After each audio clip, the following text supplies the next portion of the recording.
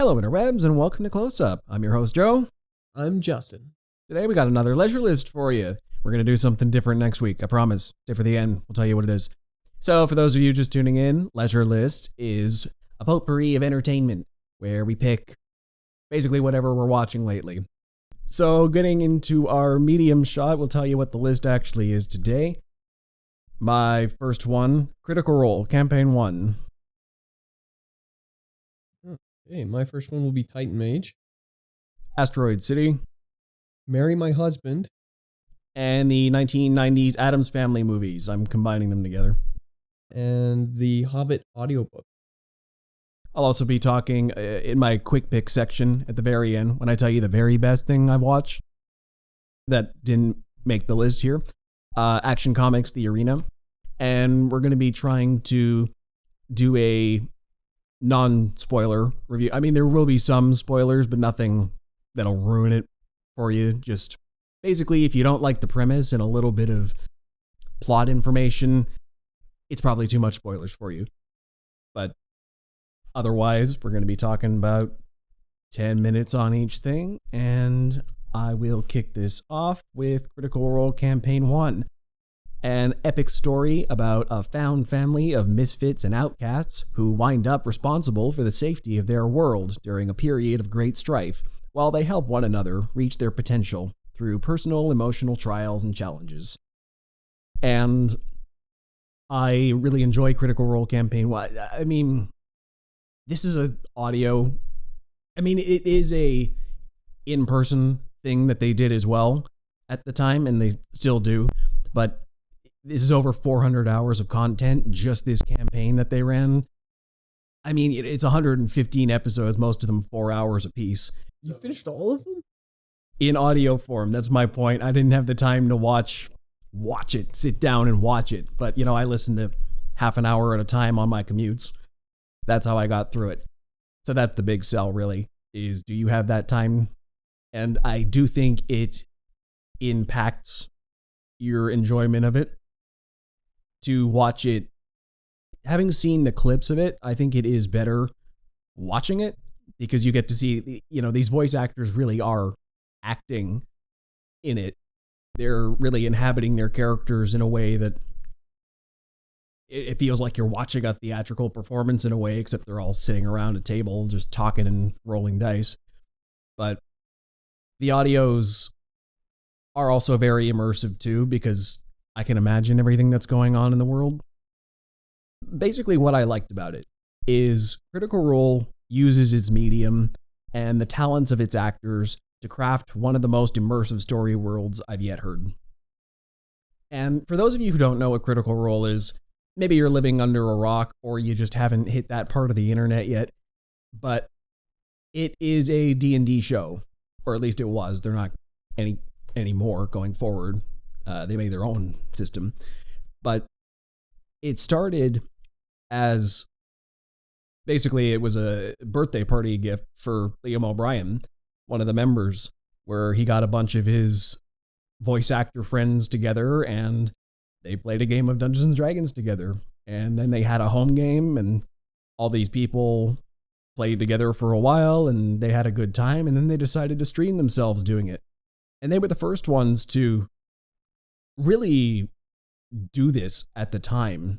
Dungeons and Dragons streams weren't really a thing, let alone with a cast of professional voice actors who are inhabiting these characters as professionally and with as much investment into them as they would a professional job that they do for a living. Mostly they voice video game characters. Mm-hmm. But Dungeons and Dragons is in its way, it's like playing an RPG, except you're not limited by coding. You can do whatever you want. This isn't to sell you all on Dungeons and Dragons, but that's the context for what Critical Role is. As they announce at the top of basically every episode, a bunch of nerdy-ass voice actors who get together and play D&D, roll dice and play Dungeons and Dragons. And so a bit about Campaign 1. It follows the adventures of a group called Vox Machina. And as I said at the start, there are a bunch of misfits and weirdos. They all come from different backgrounds. Like Percival, Frederick Steinbaum, Muso Kowalski, Devrolo III, is an aristocrat who was kicked out of his family home. Most of his family have been murdered, and he's on a quest for vengeance. Okay, then you have Keyleth. She's a druidic princess from the Arashari. She's looking to complete her Aramente and become the leader of her people. It's like a spirit quest to help her get the tools to become a good leader. Then there's the twins, Vax'ildan and Vexalia. They are half-elves who were sort of shunned from their home, have some serious daddy issues, so they're kind of just wandering around as mercenaries, and they're pretty much all they have, a family with each other. There's Scanlan, a womanizing bard who goes around Exandria and tells great tales of things, and he's a very charismatic person who has a lot of growing to do.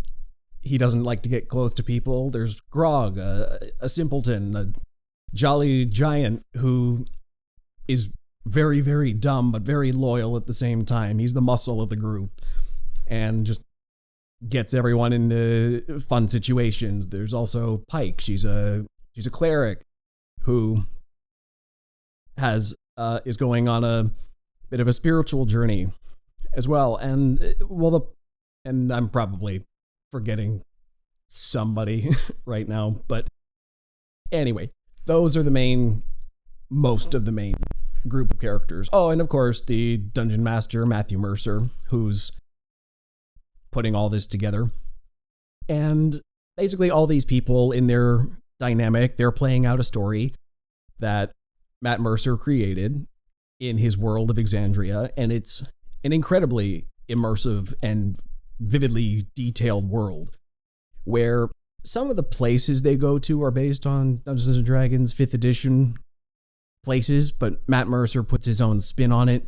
He has a ton of original enemies he makes for the game, and he managed to take this 115 episode story spanning 4 hours per episode with 7 main characters, a whole ton of supporting characters, and craft a story that is cohesive and emotionally investing with grand payoff that'll make you laugh, cry, everything in between, makes you feel everything, because there is so much time in this world that, for better and for worse, and I'll get into why for both, it feels like you're just existing in a world.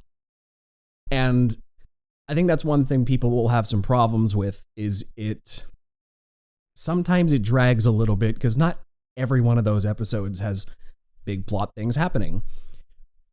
But it's one of those shows where you kind of just have to go for the ride, because if they're not advancing the main plot, they might be doing a shopping session or a character building session or something random. But sometimes those are the best ones in the show.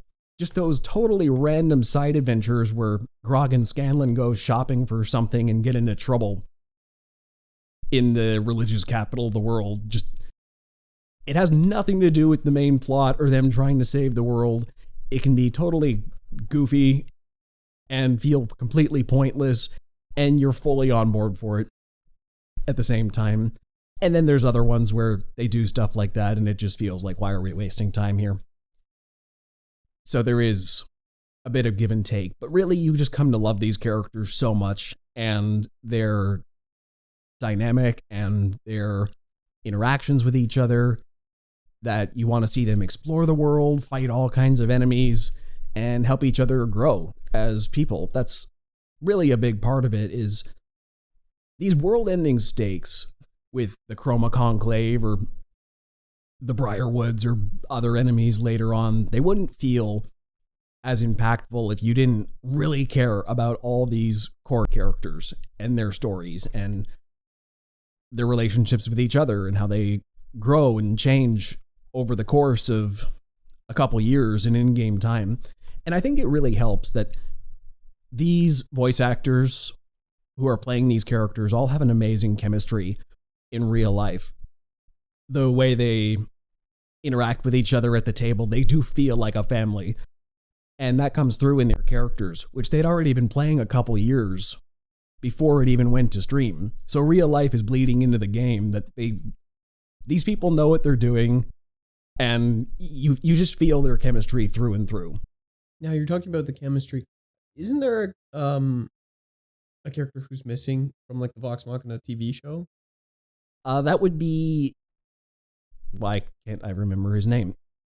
Orion Acabra, I think is the actor. His name was. He started on Critical Role. Why can't I remember his name right now?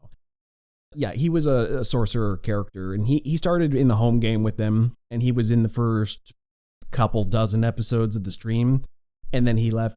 There was a bit of drama there, which nobody's entirely sure what happened, but suffice it to say, he wasn't super popular with the fans of the stream, and he also didn't gel as amazingly with the rest of the table. Led to some awkward moments, some people argue. But once he was gone, especially, everything coalesced even more. So, yeah, the character arcs are exceptional. It's just, these actors are just so amazing to be so consistent with their portrayals, down to the smallest character quirks for 115 episodes straight. It's just top. You're just watching top tier talent at work, and a bunch of friends who happen to be very entertaining at a table together with Matt Mercer's masterful storytelling. He, once again, is not always amazingly paced. There's a couple arcs. The very first one in particular, the first 14 episodes are more rough to get through because they don't really know what they're doing yet for the streaming. But it's, a lot of people recommend skipping the first 14 or so episodes and then just going right into the next arc. But, well, I mean, realistically, it started 3 years before that. Like in their camp, midway through the campaign anyways, so. Exactly. So it kind of just hits the ground running. They're in the middle of something that we have no context for. So it's a lot of people kind of like that, though. The world is already existing. You just get dropped in. Vox Machina is already together. There's no beginning to this story, except for what you hear through exposition way later on. But there's so many scenes in this show that are, it's top tier drama and comedy and everything in between. It's as good as watching a TV show that's got great dialogue, and like the lines these guys can pull out of nowhere with their improv capabilities in character. It can be anything from just badass to hilarious to genuinely moving, and it all happens on the spot. The emotions are all crafted right there at the table, and you can feel it as it's unfolding. And it only falls short of my highest ranking just because of the time investment. Not everyone's got 400 hours even for a commute to listen in audio, let alone that's watch why it. you watch the TV show. Yes, watch the Legend of Vox Machina TV show, which you're caught up on that, right? You have, Yep. Yeah, that was what got me in the first place, was the first 2 seasons of Legend of Vox Machina. And I caught up most of Critical Role most of Campaign 1 by the time Season 3 came. By the time Season 3 came, I'd already passed that part, and I was starting to play comparison games. But that's a very faithful adaptation, and that's only a couple dozen episodes if you want to get the gist of this story without all the really fun side bits in the middle that they chop out for time. That's really the only drawback of the TV show, is that it is a stripped down TV show, mostly focusing on the plot. Okay, we got to get from A to B here. Less time for the weird antics in the middle that made the live show so memorable and really showed you the little eccentricities of these characters when the world wasn't always on, and ending stakes, right? It's all about seeing the characters in all kinds of different environments. But I love Legend of Vox Machina, the TV show. I love Critical Role Campaign 1. It's you get to know these characters better than basically any piece of media I've ever consumed. I feel like I know all the little quirks and eccentricities of every member of Vox Machina. Well, you better after that much time. Oh, yeah. And you're just entertained the entire time. It's rarely a dull moment. So, like I said, it only ekes out from my highest ranking just because of the time investment to it. But I do think for TTRPG fans, or even people just looking to get into a very immersive and well-told story, it's a must-see or must-listen or however you want to consume it. And, I'll get back to you guys in a couple of years when I'm finally done campaign 2. I'm going to be starting that one soon. So, what you got? Well, I did it again. Oops. It's another smut novel. Woohoo. I got to admit, when I'm choosing my things on Audible, it's like midway through work, I'm like, okay, something ended. I'm gonna pick something else. Sure, this sounds interesting. I don't read the descriptions near well enough. But I was surprisingly impressed with this one. Basically, it's about a guy who gets transported to another universe where he gets to pilot this giant mech and fight things from space that come down, and he's in like a fantasy world. And he's also super cool, and every woman wants to sleep with him. This is Titan Mage, just to be clear. Yes, Titan Mage, sorry. I don't know why I didn't say that. You want to get a little suspense going. Yeah. But, what do I want to say about it? The world building was really good. I was very impressed with it. It's a really, really cool universe.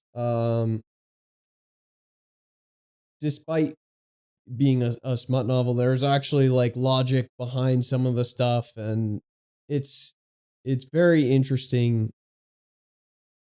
It's also comes across very much like a female author trying her very best to write what she believes to be the ultimate male fantasy.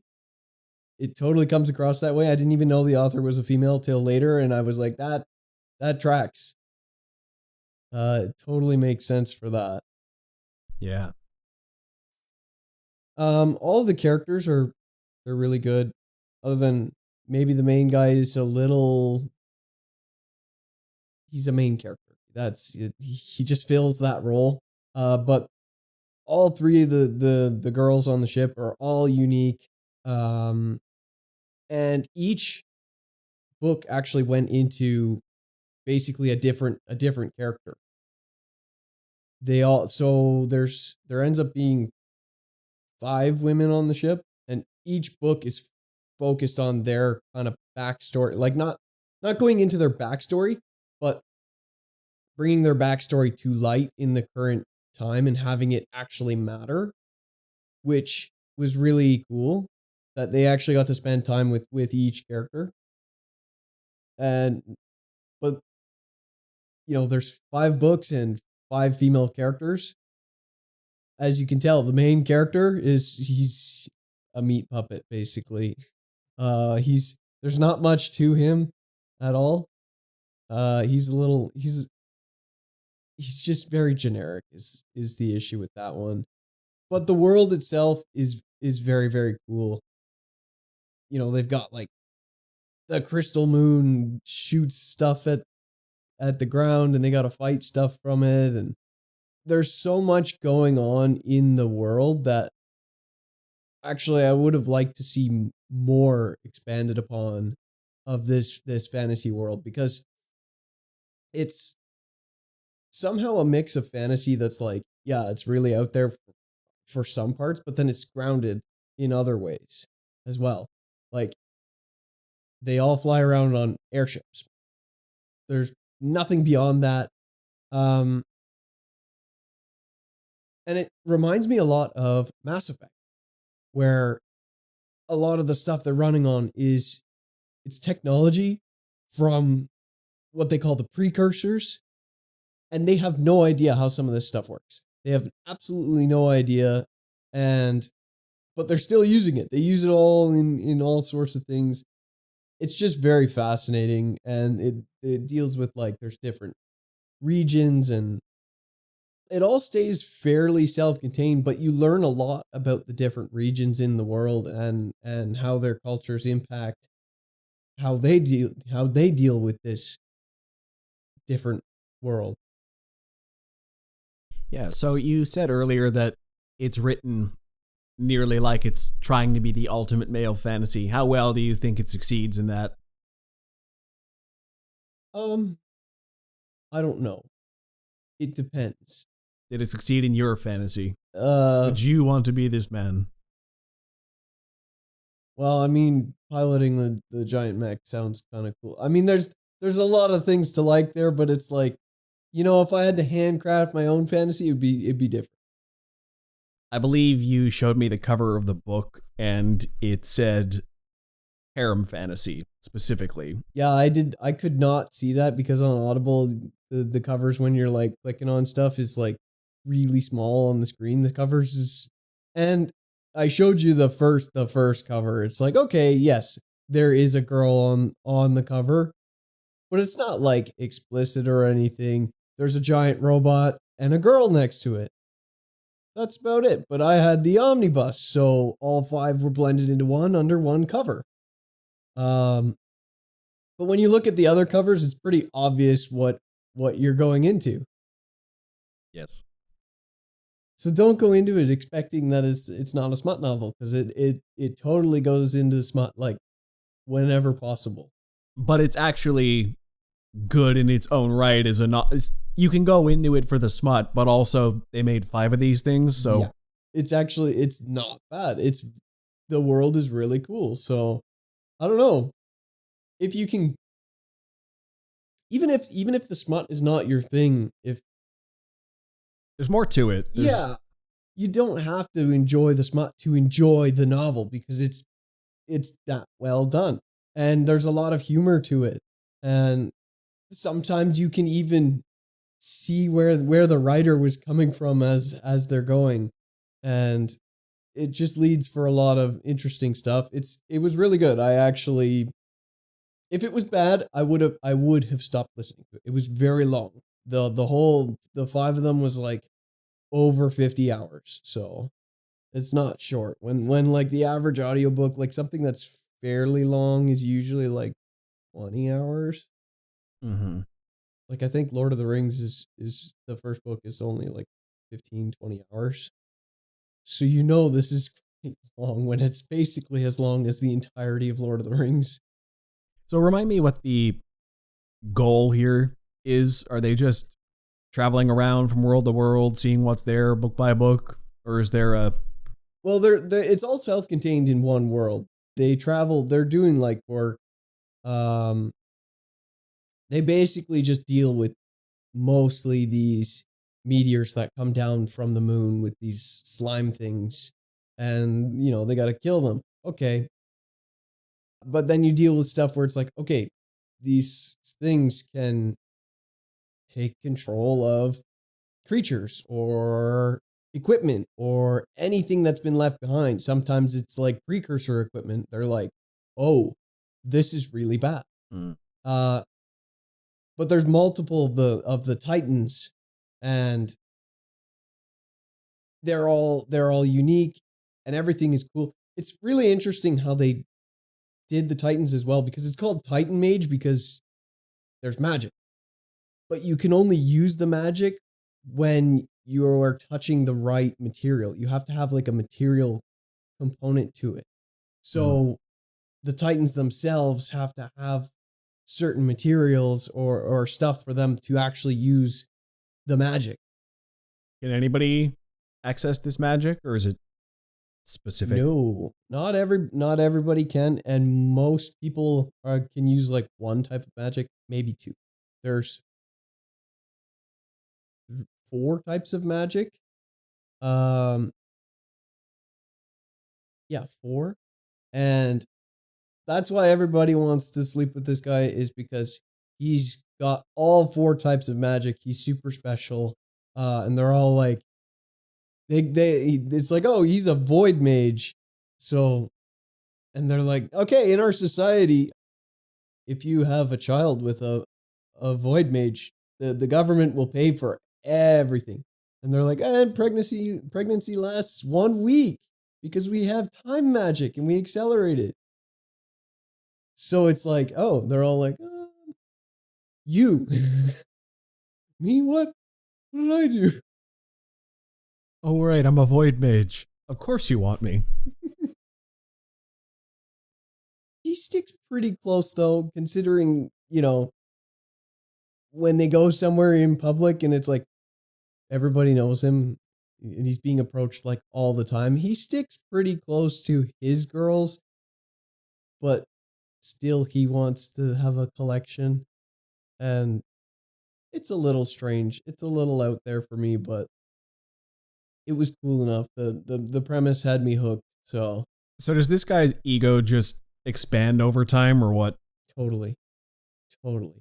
Eventually, yes, he doesn't completely like explode with ego, but he definitely gets up there. Like at first he's pretty hesitant about it. Then he's just like, yeah, whatever. But he never becomes too insufferable. No, he's not like super arrogant. I mean, sometimes it's a little odd because you're like, okay, this guy just showed up into this world. He doesn't really understand anything. And the girls are listening to what he's saying for them doing like, oh, we're doing the Titan fights. Okay. And then he's like, okay, I've got the plan. And everybody listens to him. And it's like, don't you think the people who've been like here their whole life would have more experience? Whatever. That's one of the little gripes I have with it, but Sounds like the book is a little self-aware. yeah, little bit. And you said the tone is more, it's kind of comedic, right? It's a mix. It's comedy. Yeah.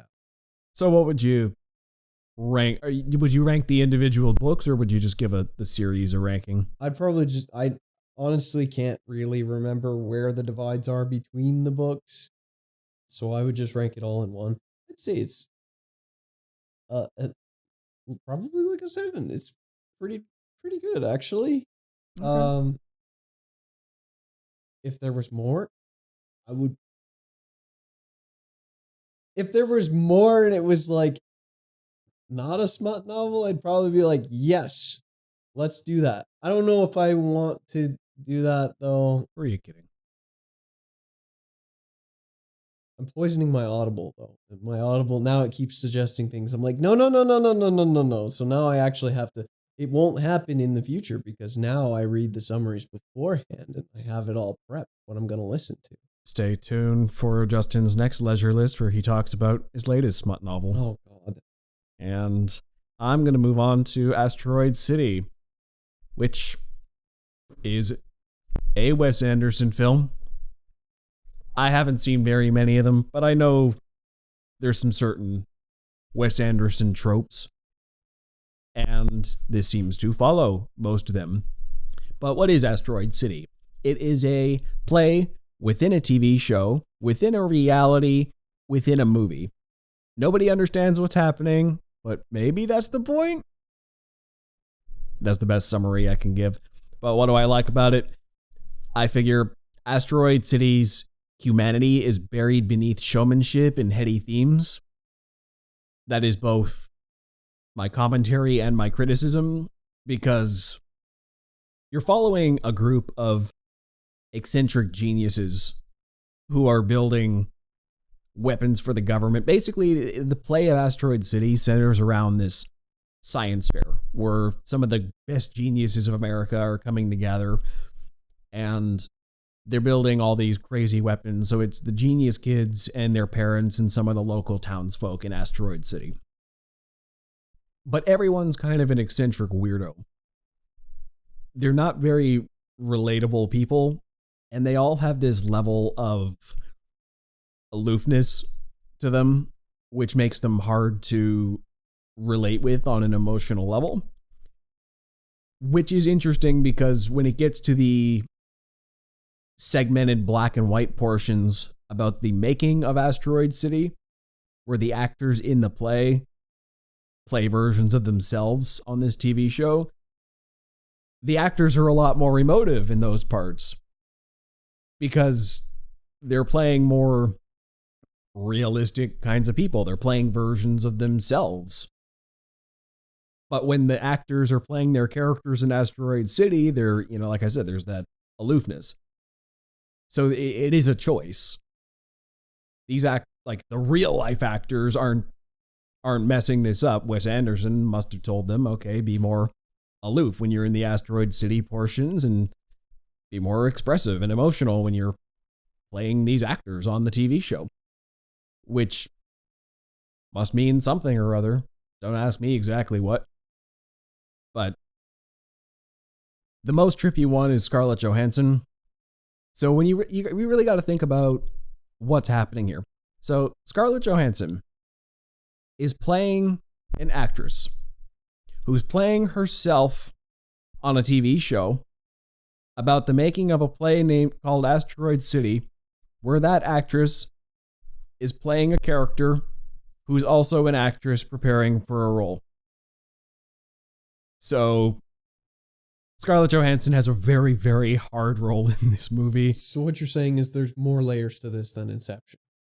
Oh yeah, Scarlett Johansson's going about 5 layers deep. By the time you get to the Asteroid City sublayer, that's very difficult on her, I'd imagine. Most everyone else is only 4 layers deep. And funny enough, her character's probably the most normal one out of everybody. If only because I suppose the idea is that her character being an actor is more open to the normalness of humanity. She's an eccentric person, but also she's got to be more self-aware on an emotional level, which makes her ironically more normal than anybody else. But yeah, I'll get more into the plot in a minute. But as far as filmmaking goes, Wes Anderson's a pretty known quantity. He's really good at what he does. He's got an exceptionally unique visual style. It's just every frame of painting in this movie, it's gorgeous to look at. I love the really strong color saturations in it. Just pops, unlike most movies I see that are trying to look more grounded or quote-unquote realistic. This isn't going for realism. It's going for a very heightened sort of vibe. Though the black and white sections, which also look beautiful, they do feel a bit more stripped back and objectivist in a way. I noticed the camera hung out more long shots in the TV show portion. I wonder if that's to make it look like a TV show more. Is it like more of that typical 3-camera setup? It looks like 3-camera setups on a soundstage, but the Asteroid City parts feel like they're actually in an immersive world, which is funny because that is the play. So, once again, I don't know what it means. The TV show about the play is black and white. Is black and white and feels like it was shot on a soundstage. But then the play feels like a real world. Okay. But a heightened version of a real world where all the people are eccentric and aloof. Over eccentric. Yeah, like a play. Yeah. Basically. That's...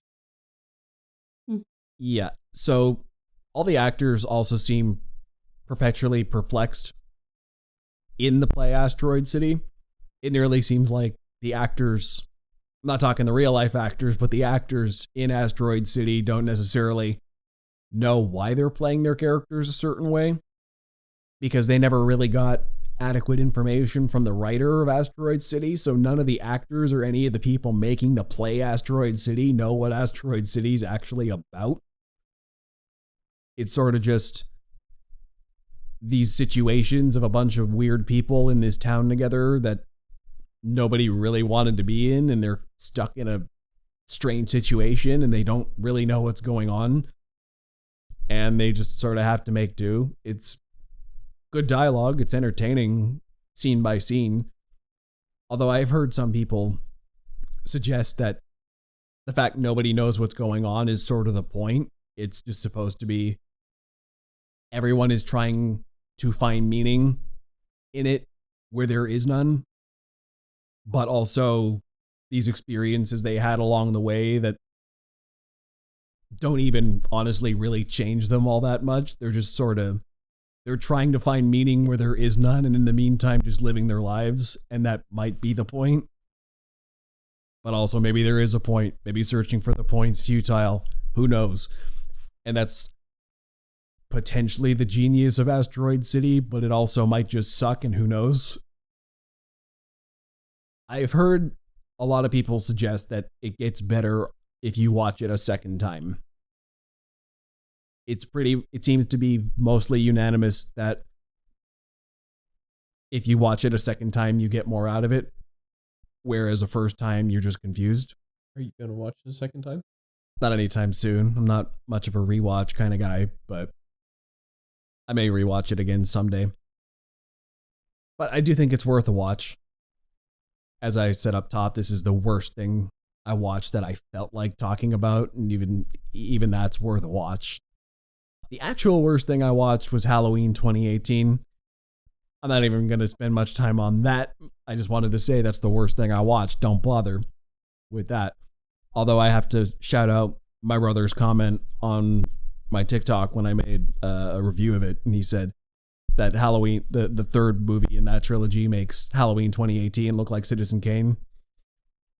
And I already said 2018 one is don't bother. So that tells you how bad the next ones get. So I watched a while ago a K-drama called Marry My Husband. The concept sounded really interesting. The title's interesting. The title caught my attention, which is why I looked at the concept. I watched the trailer, and then I'm like, all right. I've never watched a K-drama before. Usually drama shows aren't really my thing, but I'm like, you know what? I'll try it. I'll try anything. So basically the setup for the show is this girl is dying of some disease. I think it might even just be like cancer or something. And her husband and his girlfriend kill her for the insurance money. Because she's gonna die anyways, is their reason. Okay. So she finds out in the same moment that her best friend is sleeping with her husband. And then something happens and she goes back in time. And I can't remember why she gets the theory. She has this theory that she's like, okay, she's gone back to before she married this guy. And for some reason, she has the knowledge that based on fate, whoever it is who marries this guy is the one who will get cancer. It's some sort of like fate thing. And she's like, okay, I have to then instead convince her to marry my husband. And they're perfect for each other. And they can, she's like, I don't want anything to do with this guy. Mm-hmm. And she has to kind of relive her whole time before. But now she knows the real, who these people really are. She's had longer experiences with them. She has absolutely no attraction to this man anymore. And so it's very interesting. She has to kind of manipulate them to be together. So is this a more typical time travel thing where she's actively physically there and has to deal with her younger self, or is this a Days of Future Past thing where she's in the body of her younger self? She's in the body of her younger self. Okay. She's completely taking her place. She's reliving the same experiences. And then there's this other guy. There's always got to be another guy who is her boss at the company. They all work at this company together, and he's the boss. Well, obviously, there's got to be some drama. If she's getting rid of a man, she's got to find a new man. So she's also working to improve herself. She's trying to change herself entirely and do things differently. And she's trying to be with this guy. And the show was really good. Drama's usually not my thing, but I really liked it up until a point where it just felt like they were padding for time because they were starting to get to like the end, and then it's like, oh, we're gonna throw in this guy, the boss guy's ex-girlfriend, and drama with that, and it just felt like it was padding for time. She just came out of nowhere, and it was like, okay, did you just run out of ideas for episodes? It's always weird when they start introducing new characters late into a story. Yeah, then it's like, well, I don't think this character existed. I think, as far as we knew, this character doesn't exist. There was not a single mention of this girl at all. And no good reason for her to be there. No. And it didn't pay off either, and she was just annoying. It just caused drama for no good reason, which is the part I don't like about drama shows, where they just do nonsensical stuff just to have drama between characters, and I can't stand that. There are certain tropes which I'm okay with, and other tropes which are just padding out a story for no good reason. One of my favorites is like, oh, misunderstandings. Oh, you overheard something that you weren't supposed to hear, completely out of context, or new characters come in to make up drama where there realistically should be none. There is ways to do drama that flow very strongly from the characters, and it makes sense based on you get to know these people and this is what they would do. And you as the audience member think, yeah, I agree, this is what they would do. And of course that caused problems because somebody else's motivation is completely different. That's just basic drama. Everyone's got their own motivations. Sometimes they conflict. And at that intersection is appropriate drama. And then there's shoehorned in drama that's just for the sake of it, and you can tell it's forced. Well, if you think about it like a character web, especially for this show, you've got the main girl, her new guy who's the boss, her old husband, and her best friend. All of them have relationships, interesting things between them. They all work in the same place. They all have a dynamic between each other. They all have things, lots of different things between each other. And then all of a sudden you have this girl out here who is only connected to the one guy. Mm-hmm. And if it was used to develop his character more, I think it was because it was too late. And it wasn't just a one-off thing. It was 2 episodes it took to resolve or something like that. Mm. And, obviously there's things like she had one-off characters too, where she's like, oh, the girls who used to bully me. Yes, they're one-off characters. But that was early in the story. And this was expanding upon who she was as a character and where the show is about how she's changing, how she's doing things differently this time. And so that made that interesting. But when you have this character who is just nothing, like we already know lots about this other guy, and it just didn't seem to fit. It just seemed like it was. Well, when you say stuff about the girls who used to bully her, that sounds like the kind of drama that can exist within an episode, be the conflict for an episode. Mm-hmm. Whereas something else like this, especially if it's just is this a one and done season, or is there supposed to be more to it? I think it's one and done. It had a resolution at the end, and I can't see there being room for any more unless, they could play with the concept more. This was a while ago I watched this. I can't quite remember exactly what the mystical element of it was that caused her to go back and have this knowledge that it's like she's got to work with the fate. This sounds like a longer, more dragged out version of Peggy Sue Got Married. This movie, it's Francis Ford Coppola movie from the 80s. Very similar. She's miserable with her husband, who's like Nick Cage is a teenager in this movie. This is one of his first movies that he ever did.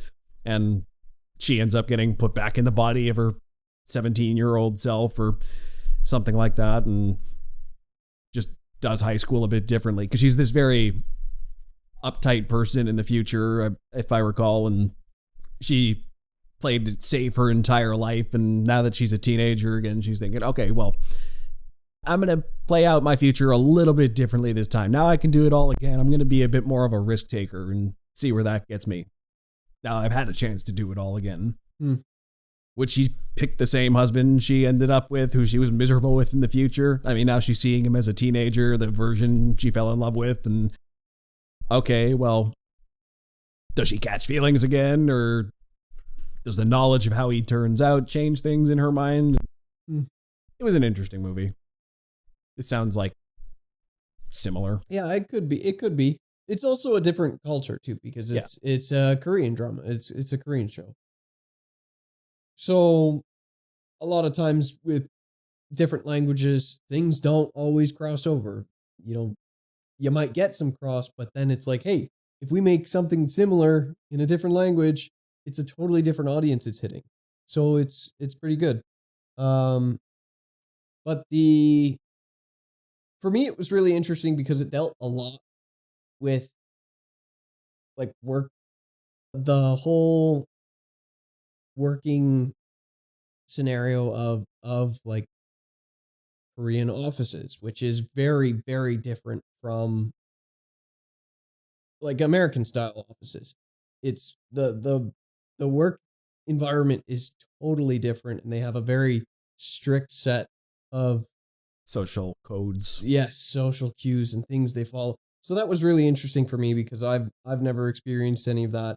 And also I had Wei with me who has been to Korea. She knows a lot of stuff about Korea.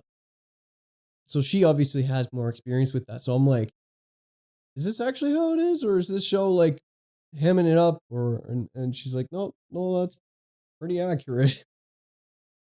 So for me, I'm sitting there, I'm like, I can't tell if they're, you know, is this being inflated for the drama, or is this legit? Like, yeah, it's one of those things where if you asked a Korean what they thought about the show, they might consider it relatively mundane, perhaps. And if you look at you say, well, I don't really know a heck of a lot about Korea, so I'm liking this cultural exchange. If you watched a lot of K-dramas, you might come back to this one and feel it's even more boring, but the fact that it's one of your first, I think, helps make it more memorable. Just because it's something, the whole package is different, just all the culture and everything around it. But what would you give it as a ranking? I gotta put it at a 7.5, 7.5 for sure, because it was really good. Maybe if I watched it again, I don't know if I would rate it as high. Who knows? But for now, as 7.5 is where I would place it. All right. So last up for me, besides my quick picks, I'm combining the Addams Family and Addams Family Values from the 90s. And as a brief summation, it's about an eccentric and darkly humorous family who survive and thrive in a beautifully cruel world out to get them, just the way they like it. And what I enjoyed about it, I think it's witty and abundant dark humor, which is totally up my alley. And that all overlays stories about a shockingly healthy family, which weathers the whims of normal people. Both of these movies are about bad guys who are trying to steal the Addams' wealth by any means necessary. They're plotting and scheming, and the irony of the second one, especially, is that the Addams totally would have accepted this person if they were right up front with them. They would have totally loved how scheming they were and been like, no, totally. Take our money, be part of our family. We actually respect you for how conniving you are, but you didn't think you could be honest with us, and you did this whole runabout plot to get the family fortune. So that's the great irony of it, is that if these people were up front with them, the Addams would probably like it. They're kind of masochists. They enjoy the torture and everything that comes along with that. If anything, being around normal people is more torturous, which is why I like the second movie better, because you got to see them interact more with normal people, specifically the stuff about Wednesday and Pugsley at summer camp with all these rich, entitled kids who just make them even more outcasted, and you're the weird kids who don't want to participate in anything. Meanwhile, they're going through a family crisis, which nobody really respects because they're already the weird kids. So, their family's weird too, and they're having problems. So, but that all is very amusing, and Christina Ricci, especially in those sequences, is incredible as Wednesday Addams. I mean, she was great as a child in the first one, but the second one was a couple years later. She was even older, better as an actress at that point, and an all-time great comedy scene for me of facial acting is when she's forced into this happy hut where they're trying to condition Wednesday and Pugsley to be good, normal citizens of the camp by just crushing all their negative spirit. And Christina Ricci has to force a smile on her face, and it looks like it's physically painful for Wednesday to smile when she's got this condition, like mental conditioning. And just the feat of facial acting she pulled off is amazing. But a lot of them have great facial, like Christopher Lloyd has a lot of great facial acting and expressiveness as Fester Addams in both these movies. Oh yeah, he goes so above and beyond just to, especially under so much makeup, and there's some prosthetics too, right? I don't believe so. I mean, maybe some on his chin to make his face more rounded. Mm-hmm. And I think he was wearing like a bodysuit too to bulk him up. But otherwise, it was mostly just dark. It was pale makeup and eyeshadow. But his is a whole body performance. He's very expressive all the way through. I mean, Christopher Lloyd just sort of is that way in a lot of his stuff, but as Fester, it's very entertaining. He's got a shtick and he does it well. And also big standouts to me are Angelica Houston and Raul Julia as Gomez and Morticia Addams. And I am willing to rank their romance as among one of the best I've ever seen in any media. I love how contrasting their personalities are.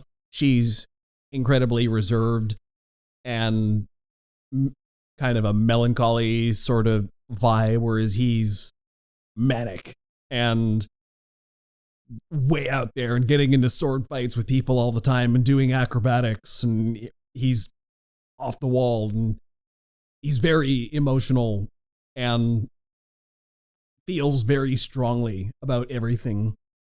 And I think that's what really helps these movies as well, is their relationship is, on the surface, you wouldn't think it would work, but when you see how it really works, and when they're really like working together, you're like, I get it now. I think one of my favorite lines between the two of them is in the first movie, and they open up into the ballroom, and Gomez takes Morticia's hand and says, "Oh, darling, how long it's been since the last time we waltzed." And she takes his hand and says, "Hours." And then they go off and dance. Like, that's the relationship they've got.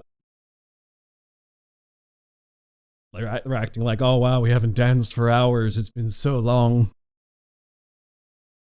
It works so well. Yeah. And I also love the quick wit in these movies. Talking about Gomez, it just reminds me of another line that made me laugh a lot, where somebody from in the second movie was trying to flatter Gomez as a charmer, and she's, "Oh, you're such a lady killer," and he just rapid fire says, "Acquitted."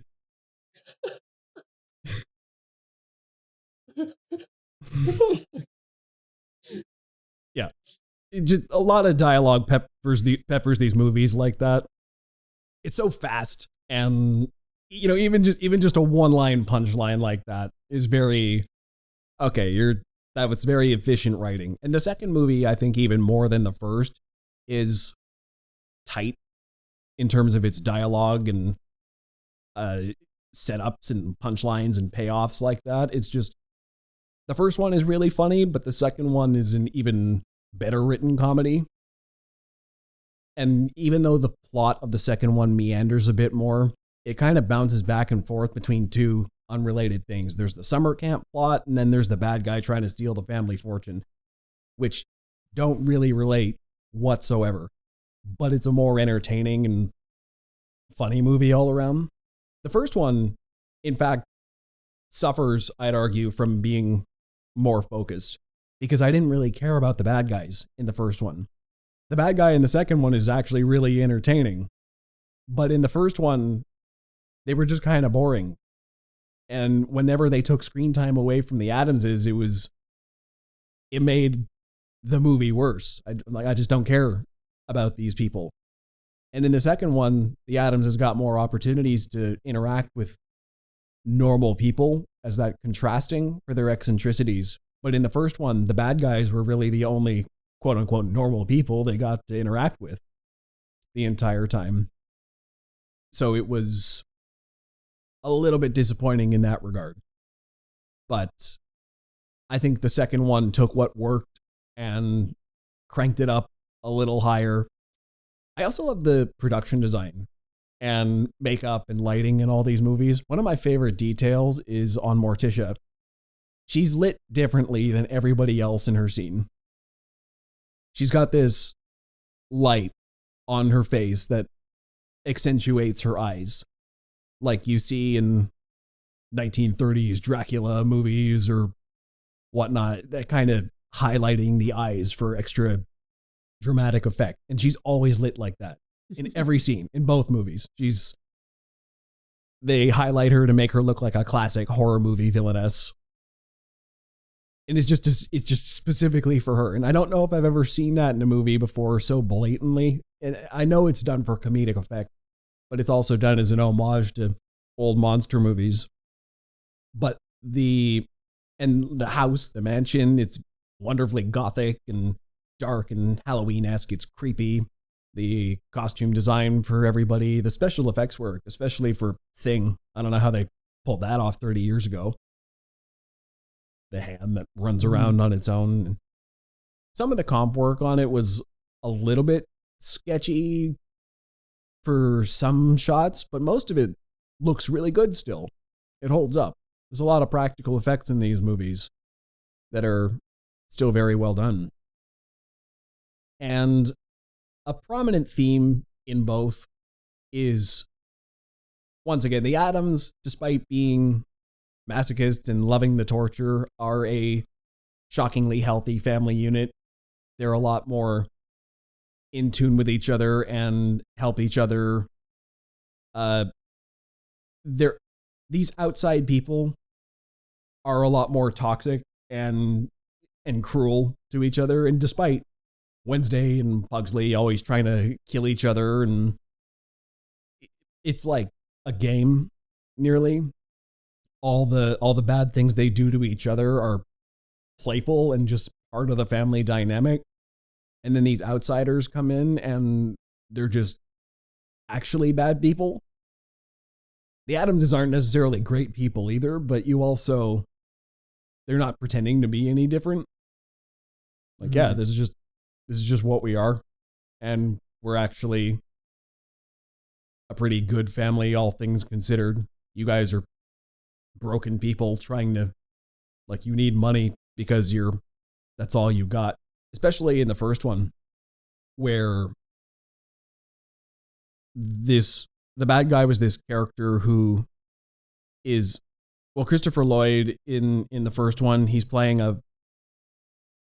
looks like Fester Addams, so he's infiltrating the family, making them think he's Fester Addams. And they all kind of know that he's not really Fester, but they still accept him into their family anyway. They all know that he's acting like one of them. Yeah, they all know he's probably a con man, but they still accept him for who he is anyway.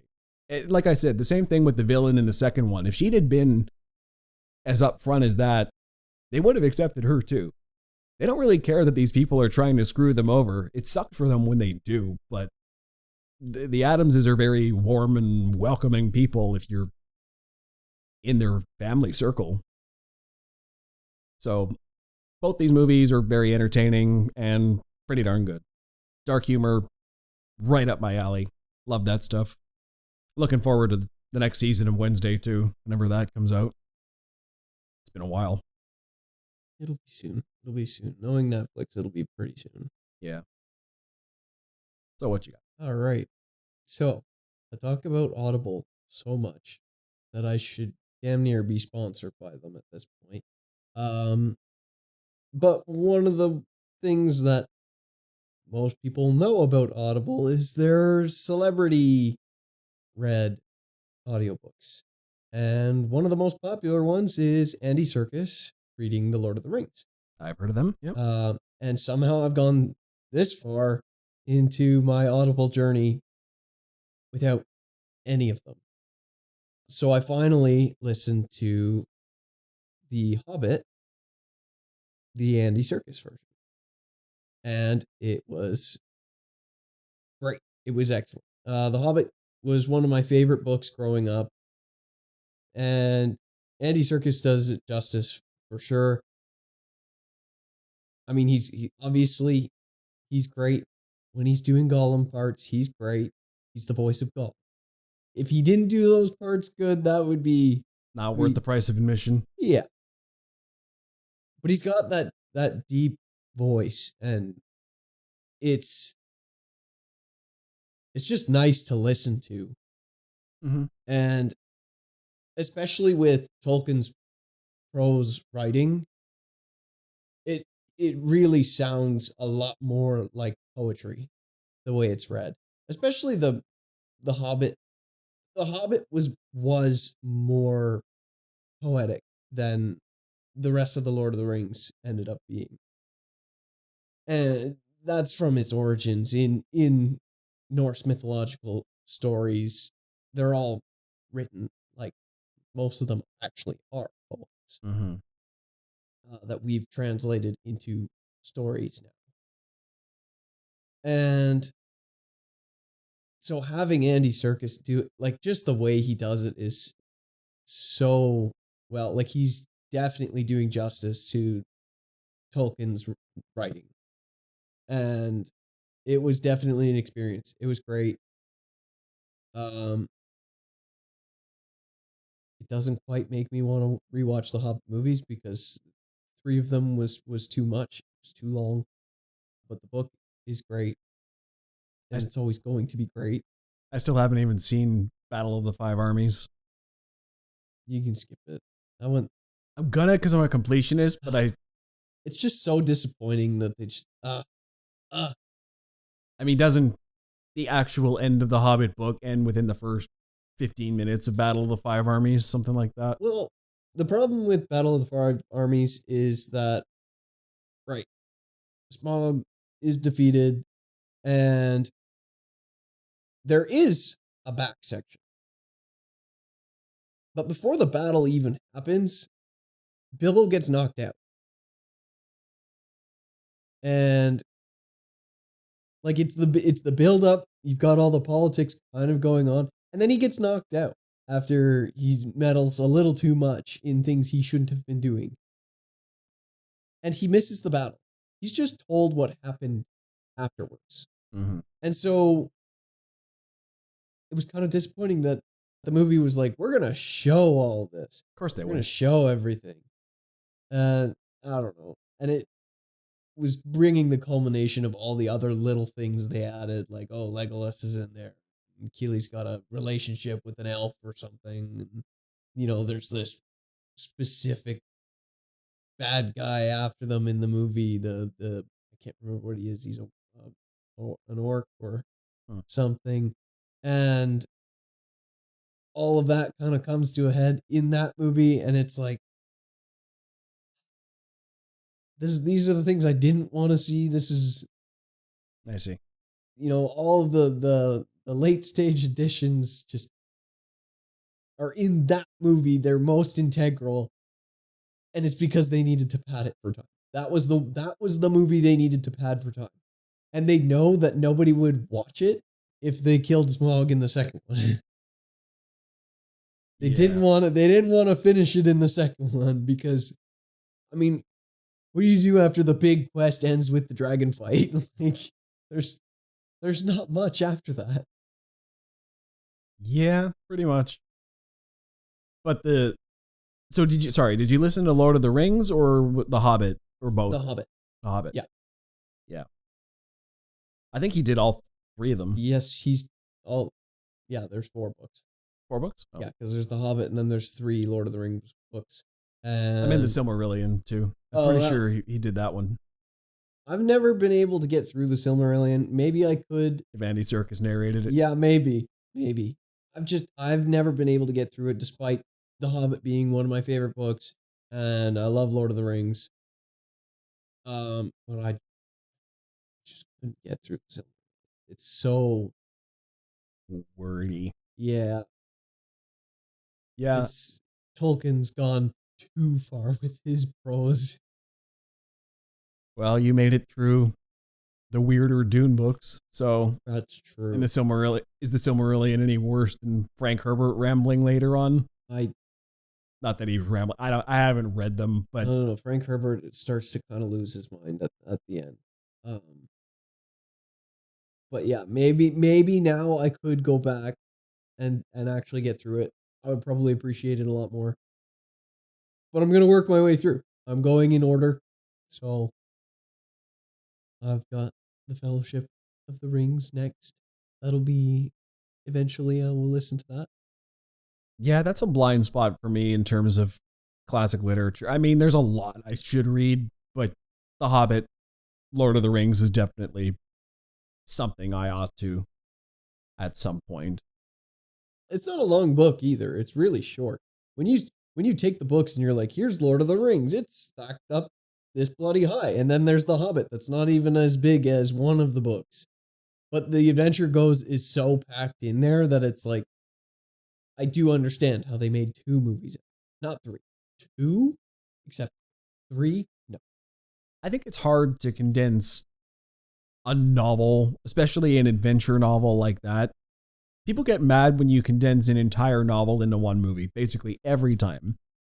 I don't care what it is. I've heard complaints about every single one, let alone a fantasy novel with such dense lore to it. So, 2 movies, okay. But, yeah, try to imagine condensing one book to one movie. Yeah, that definitely for The Hobbit, that would be really, really difficult. Unless they cut large portions out. There is enough to fill 2 movies. That is why I'm a proponent of miniseries for adaptations of books. I always think those are perfect. You get 4 to 8 episodes to tell a novel-length story, especially nowadays when miniseries are of such high budget. Unfortunately, the writing quality has been lacking in most entertainment the last decade, but there are good ones. Can you imagine an adaptation of The Hobbit or Lord of the Rings with Rings of Power money?